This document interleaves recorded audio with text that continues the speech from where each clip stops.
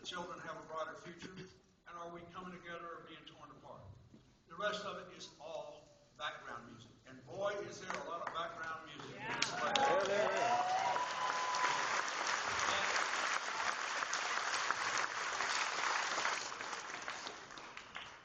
So, I know my people are hurting and mad and frustrated. I know that millions of people go home at night and sit across the dinner table from their children and can't look them in the eye because they feel like they have failed, because they can't find another job, or they can't afford to send them to college, or they can't make their mortgage payment. I get it. I know that a lot of people that voted in the last two elections say, I may sit this one out, particularly younger voters. And I'm glad to see so many young people here because you need...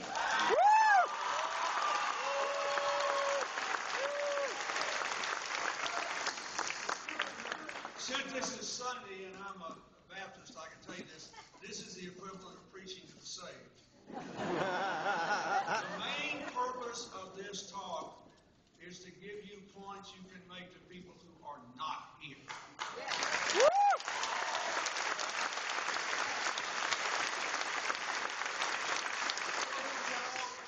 I'm going to sit this out. First of all, there are a lot of younger voters who voted for the first time for the president last time who probably never voted in the midterm election, don't know what it's about, don't understand it. If they voted for the change they say they voted for, if you want to ratify it, citizenship is not a one-time deal. You've got to show up every time they give you a chance. Yeah, right.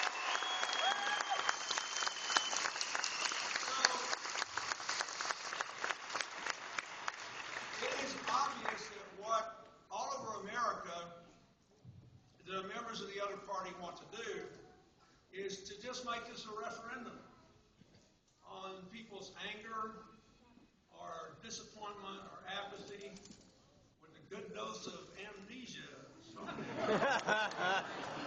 And if this is a referendum, we got a lot of trouble here. But it's one friend of mine who was a mayor in Arkansas once said, folks, I'm not running against God, I'm running against my opponent. In other words, this is not a referendum, it's a choice. It's a choice between two candidates and two courses. And nearly as I can figure it out, all over America, the Republican argument goes something like this. We left the country in a $3 trillion hole after driving the economy down for 7 years before the explosion in September of 2008. You gave us 8 years to dig that hole. They've had 21 months to dig out. We're not out and roaring again. Throw them out and put us back in so we can put our shovels to work again.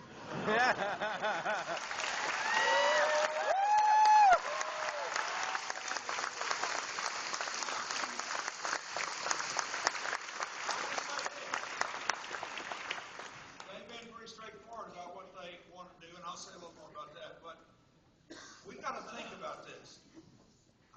I want you to go talk to people who are angry and say, look, I share your anger, but those of us who have reached a certain age know that any time in life you make a really important decision when you're mad, it's about an 80% chance you'll make a mistake.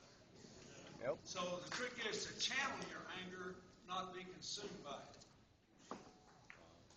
I understand why people are disappointed that we're not in better shape, but that means you've got to work harder, not sit out. So, what really matters now? This election ought to be a choice on these two questions. What are we going to do now, and who is more likely to do it? If the election is about what are we going to do now, and who is more likely to do it, Dick Blumenthal, by light years, will be the next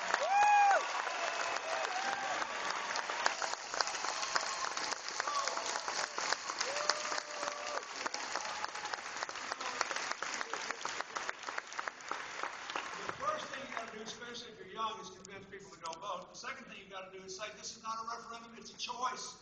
What are we going to do now? Who's more likely to do it? Same choice you face in the governor's race and all these House races. What are we going to do now? Who's more likely to do it? Now, I hope I have some credibility on the issue of jobs and budgets and the size of government.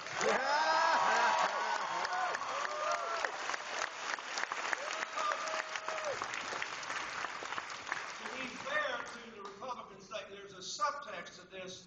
They had 21 months, they didn't fix it, throw them out. They also have a more sophisticated argument, if you will, which is that the president and all the Democrats are closet socialists who are trying to put the government in every corner of democratic American life. They're going to choke off the lifeblood of individual enterprise.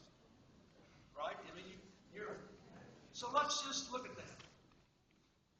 And there's way too much debt. So let's just look. And to start out, middle class life has been in trouble in America for more than 30 years. That's why I got elected.